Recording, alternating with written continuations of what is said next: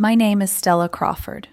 I was 29 years old when my boyfriend told me, without raising his voice, without drama, that he didn't see me as his girlfriend anymore, just a roommate who paid bills. We'd been together for 3 years, living together for the last 18 months in a clean, mid-rise apartment with decent light and thin walls. Nothing flashy, nothing tragic. The kind of place couples settle into when they think they're building something steady. At least, I thought we were. At first, things were good. Easy. We cooked together, we went out on Fridays, we planned weekends instead of killing time. Then the change came quietly. Date nights turned into, we should save money. Trips became, maybe next month. Sex slowed from a few times a week to once or twice a month. If I didn't initiate, it didn't happen. He started going out more. Work happy hours that somehow didn't include me. Nights with friends that stretched past midnight. I noticed. I just didn't push. I kept trying to compensate instead. Planned dinners, bought his favorite whiskey, suggested things we used to love. He'd agree, then cancel. Work thing, friend emergency, too tired. Always something. Meanwhile, I was paying for almost everything. Our rent was $2,100. I paid $1,500. He paid $600. Utilities, internet, streaming, groceries, his car insurance after his accident, random shared expenses. When I added it up, I was putting around $2,600 a month into our shared life. He worked part-time at a marketing startup. Always said money was tight. I didn't question it. I told myself relationships weren't about keeping score. Then came the night everything snapped into focus. We were on the couch. I suggested trying a new Italian place downtown. He didn't look up from his phone. We can't afford it. I'll pay, I said, automatically, like always. That's when he finally looked at me. Not angry, not sad, just detached. We need to be real about what this is, he said. My stomach dropped. I've been thinking about us, and honestly, I don't see you as a girlfriend anymore. The silence that followed was absolute. You're more like a roommate, he continued, who pays bills. I waited for the joke, for the softening, for the backpedal. It didn't come. So you want to break up? I asked. No, he said immediately. Why would we? This setup works. The apartment's nice. We get along. There's no pressure this way. Roommates. No expectations. No guilt. Something went very still inside me. Okay, I said. He blinked.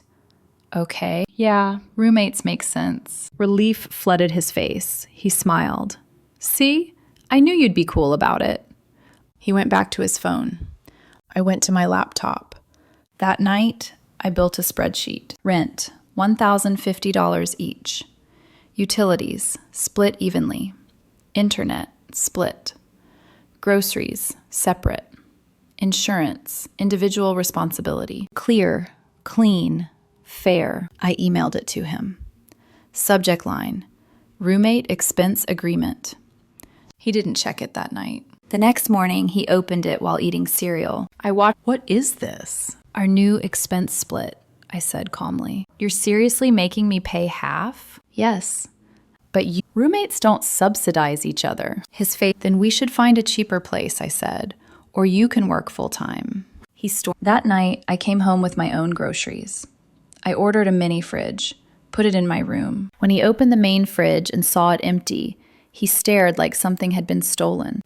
Mine's in my room. This is insane. This is roommates. He tried. Don't, I said. We're not dating. His smile. Over the next week, he tried everything.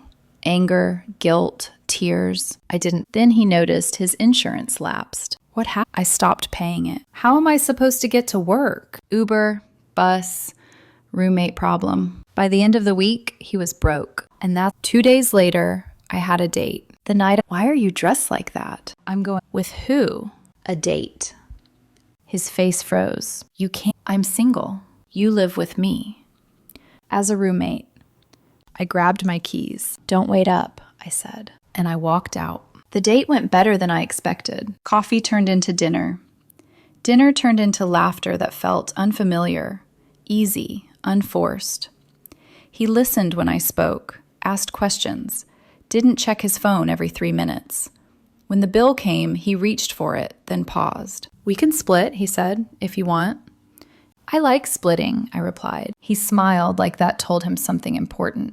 I got home just before midnight. The apartment lights were off, except for the glow of the TV.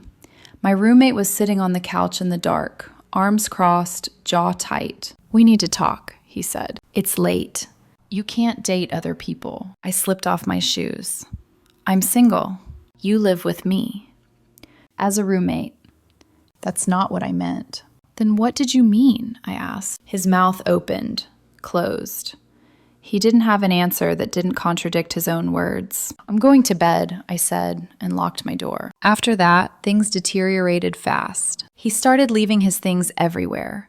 Clothes draped over chairs, dishes stacked in the sink, his gym bag blocking the hallway. When I moved anything, he snapped. "Stop touching my stuff. It's in shared spaces." "God, stop acting like this." "Like a roommate?" He hated that word. It made him flinch every time. He also started having friends over constantly. Loud conversations, drinks, music at midnight on weekdays. One Tuesday, they were still there at 12:30 a.m. "I have work," I said. "Can you keep it down?" One of his friends laughed. "You're really going to tell him what to do in his own place?" "Our place," I corrected. "That we split equally." "You're such an ass," my roommate snapped. "This is exactly why we don't work." "We don't work because you said we don't," I replied calmly. "And roommates don't throw weeknight parties without checking." I pulled out my phone. "What are you doing?" "Documenting noise violations." The room went quiet. "You wouldn't," he said. I started typing. His friends left within 5 minutes. He screamed at me for nearly an hour after that. I said nothing. Went to bed. A few days later, the tone shifted. He cooked dinner, offered me a plate, put on our old favorite show, wore that shirt I once told him made his eyes look softer. "What are you doing?" I asked. "Being friendly," he said carefully. "Roommates can be friendly. Roommates don't manipulate each other." "I'm not manipulating you. I miss when we were good. You said we didn't have a spark." "I didn't mean it." "Which part?" "All of it." I stood. "You don't have a girlfriend. You chose that." His face crumpled. Real tears this time. "I made a mistake." "Then live with it," I said, and walked away. My second date went even better. Dinner, conversation, no awkwardness. When I reached for my wallet, he shook his head. "I've got it."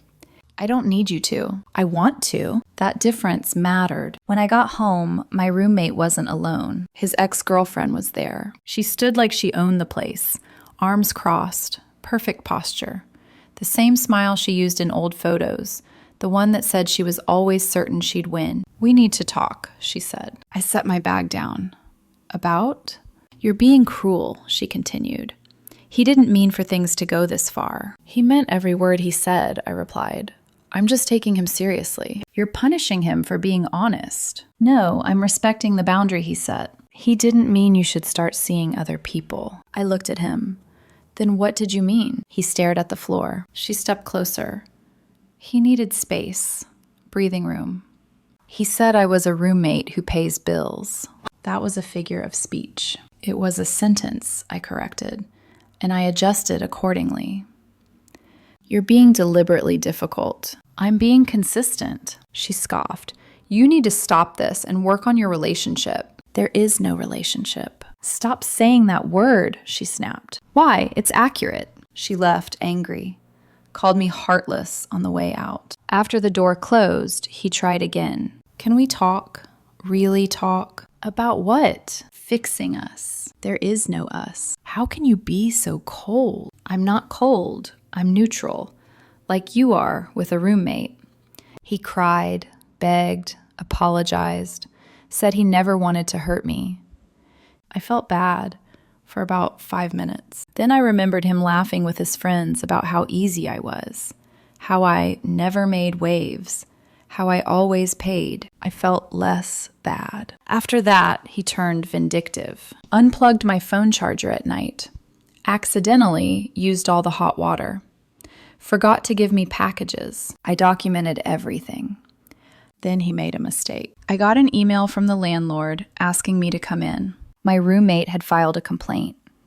Said I was harassing him, making him uncomfortable, bringing strangers into the apartment. The manager looked uneasy. He seems really upset. Did he mention we're roommates? I asked. He said you were together. Were, I corrected. Past tense. He ended it. Any lease violations? I asked. No. Then there's no issue. The manager sighed and dropped it. When I got home, my roommate was waiting. You talked to the landlord? Yes. You made me look crazy. You filed a false complaint, I said. That can get you in trouble. I feel unsafe, he snapped. Have I threatened you? Yelled? Touched you? Silence. I'm just existing, I continued. You don't get to call that harassment. I hate you. Okay. The simplicity broke something in him. He grabbed a picture frame and threw it at the wall. Glass shattered. I photographed it, sent it to the landlord. Property damage. Real violation. He got a written warning. That night, I slept better than I had in months. After the warning from the landlord, something in him shifted. Not remorse. Not accountability. Fear. He stopped yelling. Stopped throwing things. Instead, he started watching me, tracking when I left, how long I stayed out, whether I smiled when I came home. The apartment felt tighter, like the walls were leaning in. I kept living my life. My dates became consistent. Not reckless, not performative, just normal. Dinners, walks, conversations that didn't feel like negotiations. The man I was seeing didn't rush me, didn't ask me to prove anything. He showed up when he said he would, paid his share, asked how my day went, and actually waited for the answer. That alone felt radical. My roommate hated it. He started accidentally interrupting, coming into shared spaces when my phone was on speaker, coughing loudly outside my door, timing his showers to overlap with my mornings so there'd be no hot water left. Petty, small, desperate moves. I logged everything.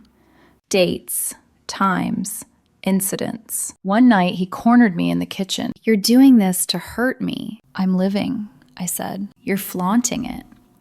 I'm existing. You could stop, he insisted. We could reset. Reset to what? I asked. Me paying your bills while you keep your options open? His face hardened. You don't know that. I did. I just hadn't said it yet. The confirmation came from an unexpected place. The man I was dating worked in a neighboring industry, adjacent enough that names overlapped, offices crossed paths, reputations traveled. One night over dinner, he mentioned a guy at a startup downtown. Kind of a mess, he said, always chasing something better. He described him casually. The cadence, the habits, the late nights, the way he cycled through women from his workplace. Every detail clicked. That's interesting, I said carefully. Why? Because that's where my roommate works. He paused. Oh, then yeah, that's him. The next morning, curiosity beat caution. I looked. Public profile. Public posts. Months worth of tagged photos. Bars, parties, work events. And there he was, my roommate. Always near the same woman, smiling, leaning in, hands lingering just long enough to be deniable. The ex-girlfriend had been the past. This was the present. The roommate speech hadn't been about honesty. It had been strategy. He wanted freedom, to test drive someone new, without losing the safety net.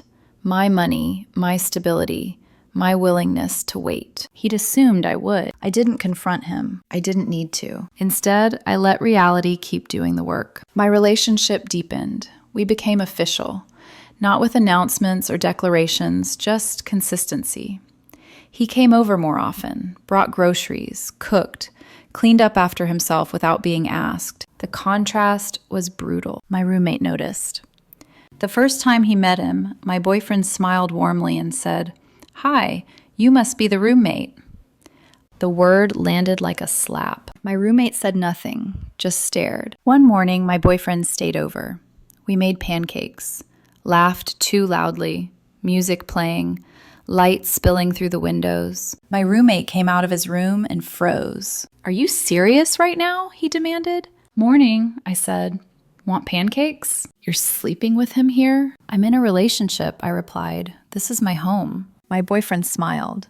"These are really good. You should try them." My roommate grabbed his bag and stormed out. "She seems fun," my boyfriend said gently. "She's adjusting poorly to consequences," I replied. That week, vague posts started appearing online.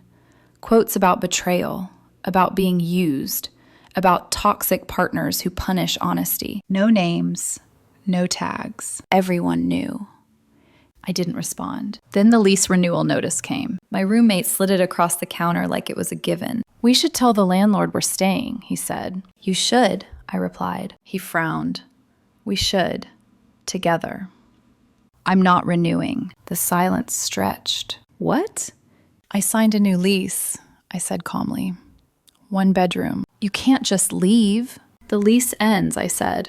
"I'm not renewing. That's how it works." "What am I supposed to do?" "Find a roommate. Downsize. Move home," I said. "Normal options." "I can't afford this place alone." I met his eyes. "Then you probably shouldn't have pushed away the person helping you afford it." He tried everything after that. Crying, anger, begging, even seduction, wearing clothes he knew I once liked, touching me like muscle memory might override reality. "We could really try," he whispered one night. "No," I said. "Why not?" "Because you don't want me," I replied. "You want what I provide." "That's not true." "It is," I said softly. "You wanted freedom with a safety net. It didn't work." He couldn't look at me. He got his family involved. Calls, messages, accusations. "You're abandoning him," one voice yelled through the phone. "The lease is ending," I replied. "I'm moving." "He can't afford it alone." "Then he should find a roommate," I said. That word seems important to him. Silence. Moving day came fast. The movers packed my furniture, my dishes, my things. The apartment emptied quickly. My roommate stood in his doorway, watching the reality set in. "You're really doing this?" he asked. "Yes." "You're ruining my life." "No," I said. I stopped fixing it. When everything was loaded, I did a final walkthrough, took photos, left my keys. He was sitting on the couch, crying. "Please don't go." I paused. "Goodbye." And I walked out. The new apartment smelled like fresh paint and cardboard, boxes everywhere, half-built furniture. No echoes of old arguments in the walls. No tension hanging in the air, waiting to be triggered by the wrong sentence. Just quiet. My boyfriend helped me unpack without rushing me. We ordered Thai food, ate it sitting on the floor, laughed when the chopsticks snapped. It wasn't dramatic. It wasn't cinematic. It was peaceful. That night, for the first time in months, I slept without waking up tense, braced for conflict that never actually arrived. The aftermath came later, slowly, inevitably. My old roommate tried to hold the apartment on his own for exactly 3 weeks. Then reality caught up. Without my income cushioning everything, the numbers didn't work. Rent alone swallowed most of his paycheck. Utilities stacked up, late fees appeared. He started borrowing from friends, then burning through goodwill. The landlord didn't care about feelings, just payments. He broke the lease, lost the deposit, moved back in with his parents. The car went next. Insurance lapsed again, payments missed. He sold it at a loss just to cover basic expenses. The work guy, the one he'd been circling while keeping me as backup, ghosted him completely once the lifestyle dried up. Turns out potential is a lot less attractive when it comes with no money, no apartment, and no stability. Friends stopped answering his messages. Complaints get old when people realize you created your own problem. Last I heard, he was working retail full-time, living in his childhood bedroom. No social life, no drama, just consequences. I didn't celebrate it. I didn't need to. A few months after I moved out, my boyfriend moved in. We split everything 50-50. Not because it was a rule, but because it was natural. We talked about money, about expectations, about boundaries. When something bothered us, we said it out loud instead of letting it rot into resentment. It turns out relationships work better when both people actually want to be there. Sometimes I think back to that night on the couch, the way he said it so casually. You're more like a roommate who pays bills. At the time, it felt like a betrayal. Now I understand it was a confession. He told me exactly how he saw me. I just listened. The biggest mistake people make is assuming words don't matter, that they can redefine someone's role without consequences, that the person they